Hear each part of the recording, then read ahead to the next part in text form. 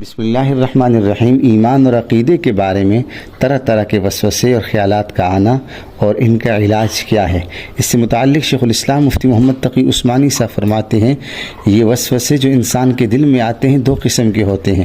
ایک وسوسہ وہ ہوتا ہے جو اللہ بچائے ایمان وغیرہ سے متعلق آنے لگتا ہے۔ کوئی بھی انسان ایسا نہیں، خواہ کتنا بھی بڑا مسلمان ہو، کتنا بڑا متقی پرہیزگار ہو، کبھی نہ کبھی اس کے دل میں کوئی خراب قسم کے وسوسے نہ آئے ہوں۔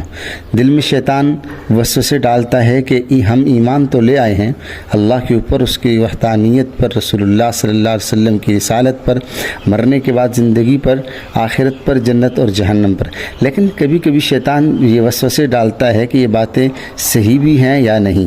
اس قسم کے خیالات انسان کے دل میں ڈالتا ہے۔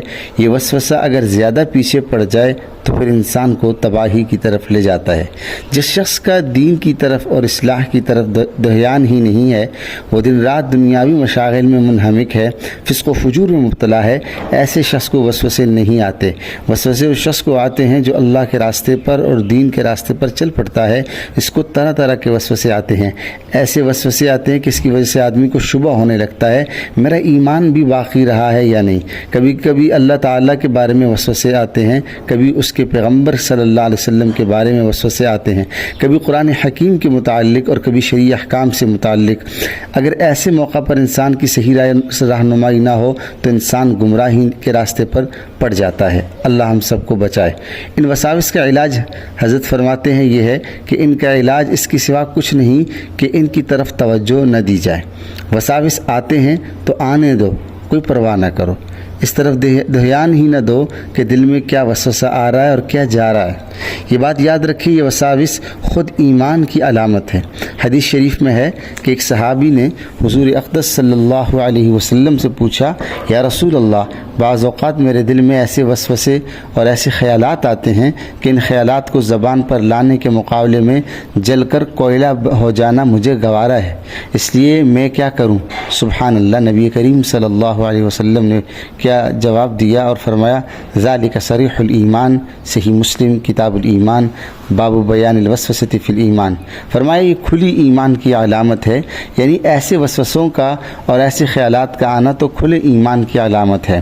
مومن ہی کے دل میں ایسے وسوسے آ سکتے ہیں، جو کافر یا فسق و فجور میں مبتلا ہو اس کو ایسے وسوسے نہیں آتے۔ حضرت حاجی امداد اللہ مہاجر مکی رحمۃ اللہ علیہ اس حدیث کی تشریح کرتے ہوئے فرماتے ہیں، چور اسی گھر میں آتا ہے جہاں کچھ مال ہو، جہاں مال ہی نہ ہو وہاں چور کیوں جائے گا؟ جس گھر کے بارے میں معلوم ہو جائے کہ وہاں مال ہے، اس گھر میں چور داخل ہوگا۔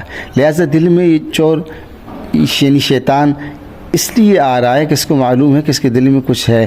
اگر اس دل میں اللہ پر، اس کے رسول صلی اللہ علیہ وسلم پر ایمان نہ ہوتا تو اس چور کو آنے کی ضرورت ہی نہیں۔ لہذا جب وسوسے اور خیالات آئیں تو پہلے اس بات پر شکر ادا کرو کہ الحمدللہ ایمان موجود ہے، ورنہ خیالات آتے ہی نہیں۔ ایمان کی موجود ہونے کی دلیل اس طرح ہے کہ جب آپ کے دل میں یہ خیالات آتے ہیں تو آپ کو پریشانی ہوتی ہے، اور ان خیالات کا آنا آپ کو برا معلوم ہوتا ہے۔ اگر دل میں ایمان نہ ہوتا تو پریشانی کیوں ہوتی؟ اگر ایمان نہ ہوتا تو ان خیالات کے آنے پر برا کیوں لگتا اور ان خیالات سے تکلیف کیوں ہوتی؟ معلوم ہوا کہ دل میں ایمان ہے۔ اللہ تعالی ہم سب کی ایمان کی حفاظت فرمائے۔